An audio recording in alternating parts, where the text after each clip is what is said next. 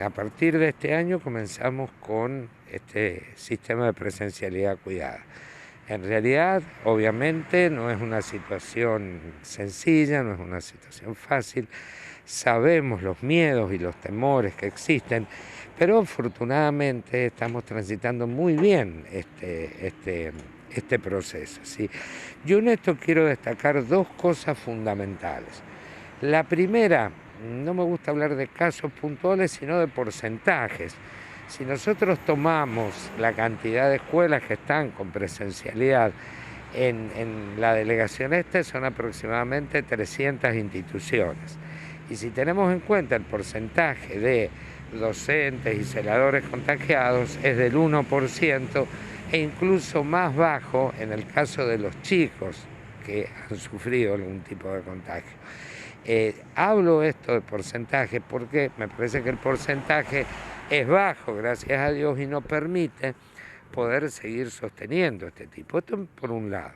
Y por otro lado, sí, siempre me interesa puntualizar que la escuela debe ser, o lo es sin duda, la actividad, dentro de todas las actividades habilitadas, una de las actividades en donde más se cumple el protocolo, ¿sí?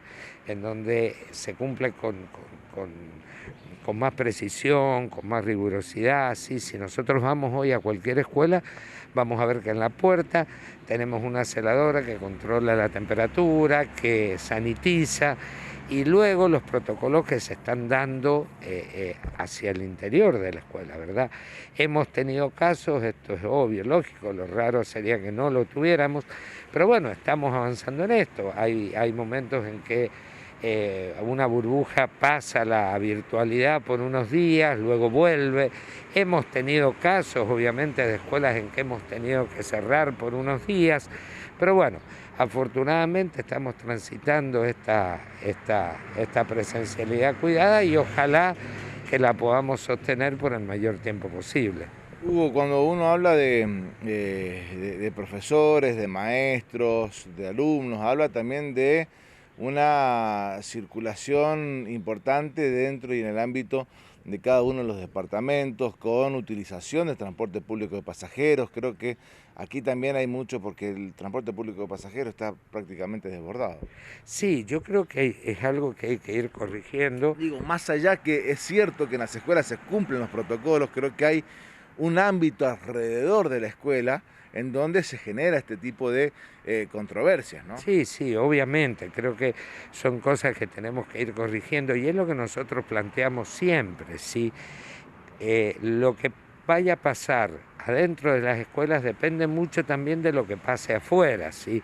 Y en esto es importante que lo tengamos en cuenta todos, o sea, la escuela es sin duda, también pasan dos cosas, a ver, por un lado, insisto que la escuela es una de las actividades abiertas, creo que es la actividad en donde con más rigurosidad se cumplen los protocolos, ¿sí? Pero además también tenemos que tener en cuenta algo. Necesitamos que todos nos cuidemos en el transporte, en la puerta de las escuelas, cuando llevan los chicos, los papás, porque depende de eso que podamos continuar con esto. También es cierto, y esto hay que decirlo, nosotros por ahí tenemos información de que en tal escuela hay 2 casos, de que en otra escuela hay 3 sospechosos o 2 confirmados. La escuela en este momento debe ser uno de los pocos lugares en donde esto se estandariza. O sea, no tenemos casos de restaurantes con tal caso o de otras actividades, ¿sí? Pero más allá de esto, y esto como mensaje a los papás que están preocupados y que es entendible, creo que el lugar más seguro en donde pueden estar los chicos hoy es en la escuela. Obviamente depende de cómo vaya siguiendo esta curva y en esto el pedido de que nos cuidemos todos y que tengamos hacia afuera de la escuela todos los cuidados para que podamos continuar hacia dentro de la escuela con la presencialidad. No sé si hay un nivel más complicado, hemos tenido casos en distintos niveles, ¿sí?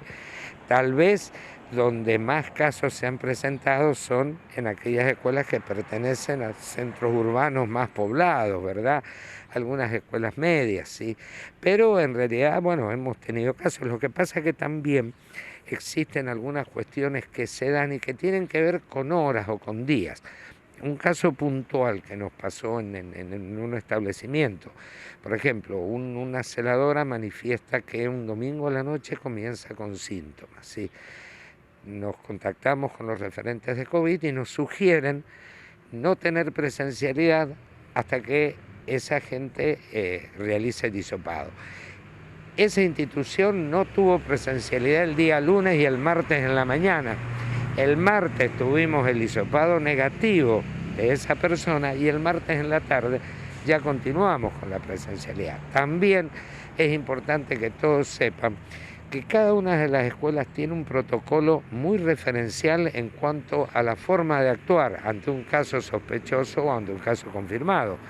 Cada una de las escuelas tiene un referente COVID, que puede ser el directivo o un docente. Ese referente COVID está en contacto permanente con el referente COVID de salud que se ha asignado a esa zona. Entonces, ante un caso sospechoso, ante alguna duda, se toman las decisiones en conjunto entre la escuela y con lo que sugiere el referente COVID. Cuando uno habla de niveles, habla por ejemplo de un nivel secundario en donde los docentes van a distintos establecimientos escolares por sus cargas horarias y demás.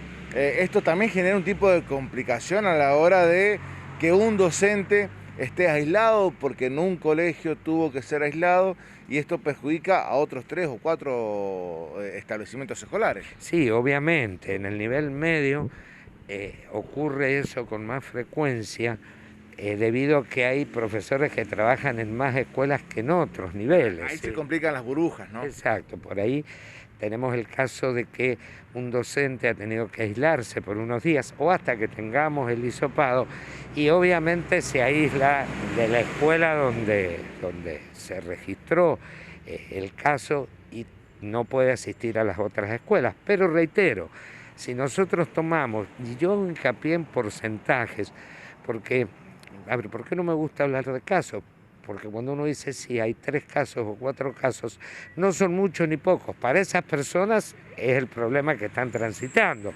Pero si analizamos en el concierto de todas las escuelas, creo que el porcentaje afortunadamente sigue siendo muy bajo por ahora. Reitero, estamos hablando de un 1% en celadores y docentes y de un 0,8 aproximadamente en el concierto de todos los alumnos matriculados. Los protocolos están sumamente claros en esto. Si nosotros tenemos un docente o un celador que tiene más de 60 años, puede solicitar la excepción.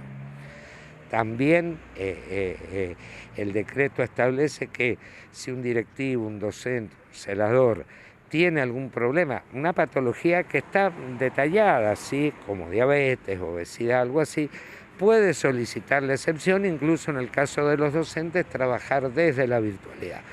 En el caso de los alumnos, de los estudiantes, si un estudiante presenta un certificado médico en donde su médico tratante sugiere o determina que es peligroso por su patología la presencialidad, obviamente ese chico es considerado así y trabaja en forma virtual. En el resto de los casos la presencialidad se está dando y los chicos es necesario que asistan. Yo entiendo la preocupación de algunos papás, hablo con muchas familias, muchos me plantean esto, muchísimos me dicen también que debemos seguir apostando a la presencialidad porque ellos advierten que los chicos aprenden más yendo a la escuela, se sociabilizan más. Pero ante esta pregunta que vos me haces, realmente sí, es entendible el miedo. Pero reitero, a esos papás que tengan confianza, que confíen en el trabajo que están haciendo directivos y docentes. Y reitero, la escuela no solamente es el lugar en donde con más rigurosidad se aplican los protocolos, sino que creo que hoy, entre todas las actividades que puede realizar un chico, es en la escuela donde puede estar más contenido y más seguro. ¿Y si papá toma la decisión finalmente de no mandarlo, a ese alumno le corre la falta? No, en realidad lo que la escuela puede hacer es, ante un estudiante con una patología determinada, que no tenga patología, un estudiante que sus papás por temor, por miedo, dice yo no lo voy a mandar, la situación no está fácil, no lo voy a mandar, tenemos miedo, queremos que las clases de Paral sean virtuales. No, en ese caso es una situación que hay que hablar, que hay que charlarlo con los padres, pero te reitero, aquel alumno que esté exceptuado de ir los días que debe concurrir es aquel alumno que presenta una patología con certificación médica. El resto de los chicos es necesario que asistan y que cumplan con los días de presencialidad que tienen.